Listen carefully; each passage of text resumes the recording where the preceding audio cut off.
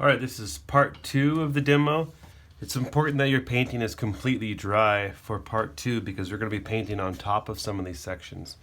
And if it's not dry, it'll just all blur and bleed together like our wet on wet did. So I'm going to go back into my graded wash. And you could do this on your variegated wash, you can do this on your flat painting, your flat wash, doesn't matter. And we're going to be adding some dark color in here. So go ahead and mix up a really deep dark color. I'm going to use a little blue, a little bit of black. And what I drew out here really lightly, if you could see, is just some really simple tree shapes. But I'm not painting the trees themselves, I'm painting the space behind the trees. This is called negative painting, or thinking in the negative space. And just maybe watch to the end of this so you can see the trees kind of emerge before you start your own. Because at first you might not see trees at all. I've sketched out some tree shapes, and I have an example on my Canvas page as well that shows this in its completion, which might help you kind of visualize this. So what I'm thinking about here as I paint these is I'm painting everything except for the branches and the trunk of the tree. And so the branches and the trunks of the trees here will be made out of my graded wash. And the real thought process here is it'd be really hard to paint these really light colors second. You really can't do light colors on top of dark colors, but you can do dark colors on top of light colors, right? So by doing the light first, you can add the dark colors on top of it.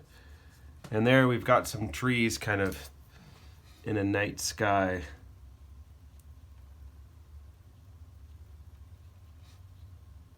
Right, so there's the branches of the trunks of the tree, and then this is all like the bushels of the tree, I guess you want to call it. And so really the idea here is you could paint anything here, I guess. The idea again is that it would be really impossible to paint the trees by hand with a graded wash going through them. You need to kind of paint it in reverse for it to work.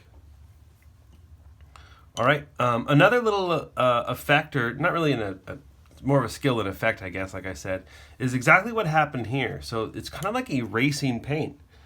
It's called lift off. So all you do is you just drip some paint somewhere on here. Drip some water, some clean water. And it's going to soak up the paint. Even though it's dry on my watercolor pager, it'll soak up some of that pigment. And then when I blot it with my paper towel, I'm going to give it a second here to really soak it up. When I blot it with my paper towel, it will lighten those areas. And there, I've essentially erased watercolor. It's really the only way to lighten something once it's been painted is throw some water down, and then it soaks up the pigment, and then you could blot it up. Notice there's no white in your watercolor packs.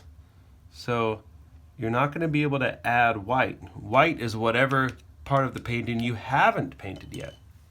So I painted some little designs there, and then I'm going to use my napkin to just not scrub it, just blot it off. And there, I've added some light designs. All right, in our glazing, remember we painted some random shapes and we let those dry. Glazing is really all about understanding how colors merge together when you overlap them. So I'm going to paint another circle here on top of these in a different color. And I want you to notice how that color changes when it's overlapped, or when it's overlapping these other pigments.